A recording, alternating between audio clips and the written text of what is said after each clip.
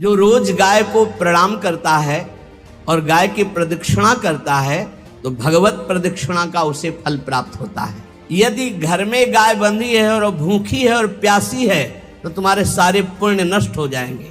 गौ का बहुत बड़ा महत्व वर्णन किया गया धर्म शास्त्रों में। यहाँ तक कि जब कोई ऋषि नाराज होता था तो आगे गाय करके जाया जाता था तो क्षमा हो जाती थी। गाय को देखते ही वो क्षमा कर देते थे। क्या बिना गौ सेवा के जी जो समर्थ है हर तरह से जी जी बिना गौ सेवा के जी क्या उसकी उपासना कैसे? जो मुक्ति है वो विशुद्ध बोध से है, जो भक्ति है वो विशुद्ध प्रेम से है, और जो धर्म है उसके ये अंग है। हाँ, ये धर्म के अंग है। ये बात है। सतरत सा लोकान कार्यति मम भक्ति युक्तो भुवनम पुनात तीर्थी कुर्वन्ति तीर्थानि। गंगा जी भी इंतजार करते हैं ऐसे महापुरुष का जिसका निरंतर भगवदाकार चिंतन चलता रहता है। गृहस्थ धर्म में जैसे है या जिनके पास बहुत अर्थव्यवस्था है उनको चाहिए कि गौ सेवा से बहुत जल्दी शरीर पवित्र होता है, हृदय भी पवित्र होता है और गोविंद भी प्रसन्न होते हैं। यदि गावः प्रदक्षिणीर कार्या वंदनीया ही नित्यशः मंगलायतनम दिव्याः श्रेष्ठास्त्वेता स्वयं भुवा। यदि गाय घर में पाली जाए या गौशाला खोली जाए और गौओं की सेवा की जाए, जिनके पास अर्थ है, भाव है, भगवान स्वयं श्री कृष्णचंद्र जी ने गौ सेवा स्वीकार की, गौवें चराई। गौओं की परिक्रमा करने से, जैसे आप प्रभु के बिहारी जी के मंदिर की 4 परिक्रमा करें तो जो फल आपको मिलेगा वही गाय की 4 परिक्रमा कर ले तो आपको प्राप्त हो जाएगा। गौ की प्रदक्षिणा से गावः प्रदक्षिणी कार्या वंदनीया ही नित्यशः। जो रोज गाय को प्रणाम करता है और गाय की प्रदक्षिणा करता है तो भगवत प्रदक्षिणा का उसे फल प्राप्त होता है। जहां गौएं विराजमान होती हैं वो बड़ा पवित्र दिव्य तीर्थ स्थल माना जाता है।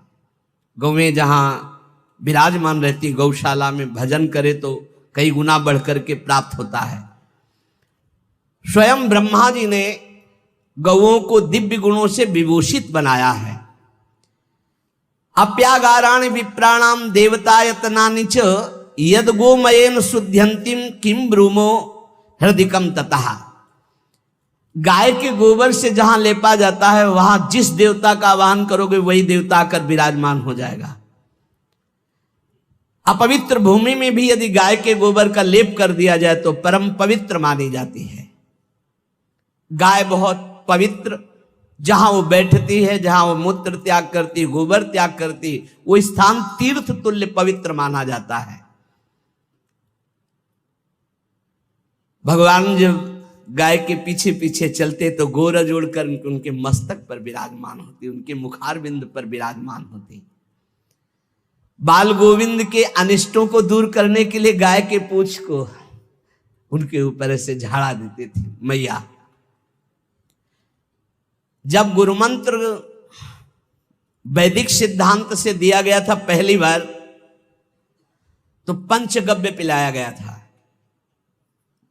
गोमूत्रम गोमयम क्षीरम दधि सर्पिस्तथैव च गवाम पंच पवित्राणि पुनन्ति सकलम जगत। कितना भी बड़ा पापी हो अगर पंचगव्य पिलाया जाए तो वो वैदिक मंत्रों को स्वीकार करने लायक हो जाता है, पवित्र हो जाता है। पंचगव्य में 5 चीजें गाय की होती है। गाय का मूत्र, गाय का गोबर, गाय का दूध, गाय का दही और गाय का घी, ये 5 मिलाकर पंचगव्य पिलाया गया था। पहली बार जब वैदिक मंत्र दिया गया था तो पंचगव्य बनवाया था गुरुदेव भगवान ने संन्यास, और वो पिलाया था। ये पंचगव्य पिलाने से अपवित्रता का नाश होकर पवित्रता का संचार होता है। इसलिए धन्य है उनका जीवन जो गौ सेवा परायण है भगवत भाव से। गाय में साक्षात भगवान का भाव रखकर गौ सेवा करते हैं। त्रसिता गौर गृहे बद्धा गेहे कन्या रजस्वला देवशास्त्र सन्निर्माल्य हंत्य पुण्यम पुराकृतम। यदि घर में गाय बंधी है और भूखी है और प्यासी है तो तुम्हारे सारे पुण्य नष्ट हो जाएंगे।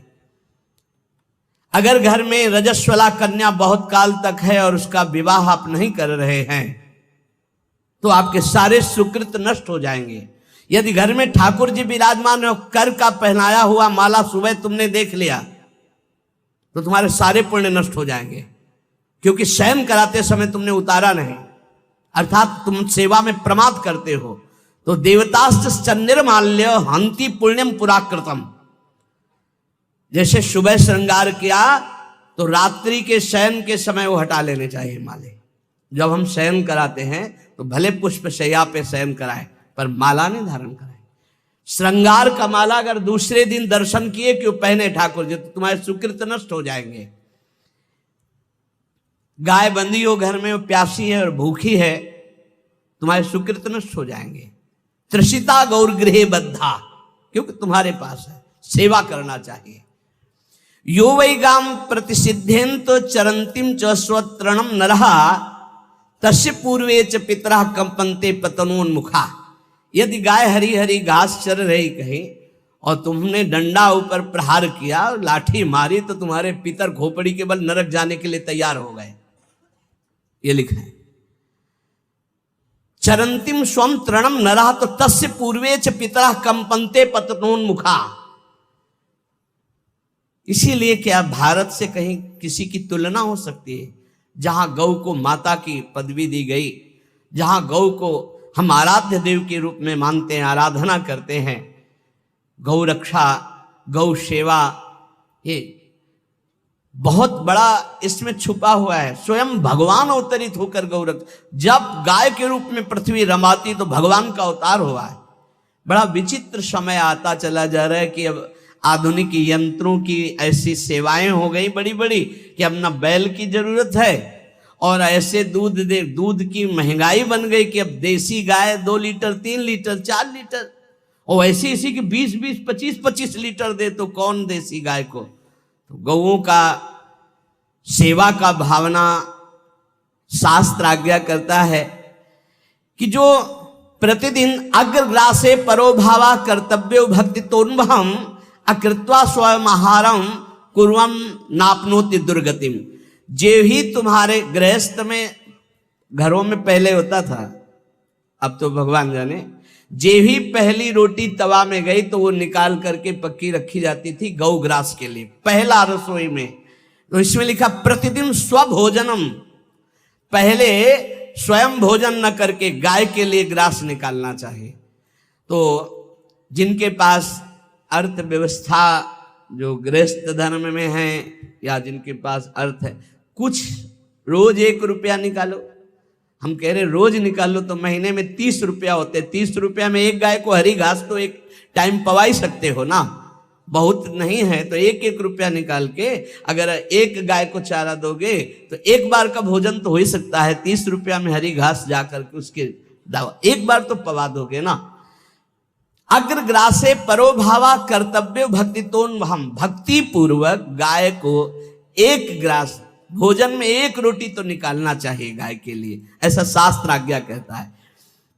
जो ऐसा करता है तो अकृत्वा स्वयमाहारम कुर्वन् नाप्नोति दुर्गतिम, अपने आहार से 1 रोटी निकालकर गाय को देता है और स्वयं 3 रोटी भले पाले 1 रोटी गाय को दे दी तो बोले उसकी दुर्गति नहीं होगी, अर्थात उसके अंदर भाव बढ़ता चला जाएगा वो भगवान की भक्ति में।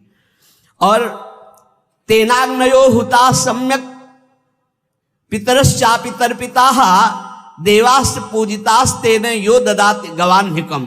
जो प्रतिदिन गौग्रास निकालता है, अर्पित करता है तो उसको अग्निहोत्र करने का फल मिलता है, उसके पितरों को तृप्ति मिलती है और समस्त देवताओं के पूजन का फल मिल जाता है जो गौग्रास निकालता है।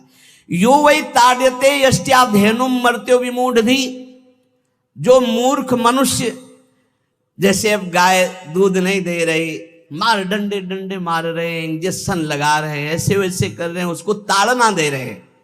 तो बोले जो मूढ़ बुद्धि मूर्ख मनुष्य, यो वै ताड्यते यष्ट्याधेनुम मर्त्यो विमूढ़धि, वो गाय को लाठी से मारता है, डंडे से मारता है, हाथों से मारता है, तो धर्मराजस्य नगरेशा याति कर वर्जिता।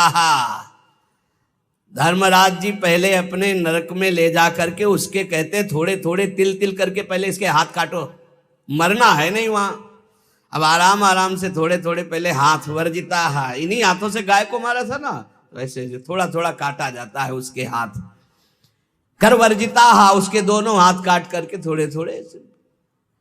यो वै दंसान वार्यति तस्य पूर्वे कृतार्थ कहा नृत्यंत सवादिस्मास तरिष्यति भाग्यवान। जो गौ के शरीर को स्नान कराता है, गौ के शरीर को कीट आदि से मच्छर आदि से रक्षा करता है, और खूब अच्छा अच्छा पदार्थ गौ को, केवल दूध के लोभ से नहीं, ये हम गौ सेवा की बात कर रहे हैं। ये कि नहीं हम 10 लीटर दूध देती तो हाथ फेरो, जब दूध नहीं देती है तो चारा भी ठीक से नहीं दे रहे, और उसके ये स्वार्थी हो, गौ सेवा का बात नहीं। वो दूध का लोभी केवल व्यापार की बात करता है। गौ सेवा का तात्पर्य है गौ सेवा केवल, खूब बछड़े को पिला दिया प्रसाद रूप से, जो दूध मिला उसका अपने सेवन की, वो बात तो अलग है। अब बछड़े को तो जरा सा केवल पिन्हाने के लिए कर दिया और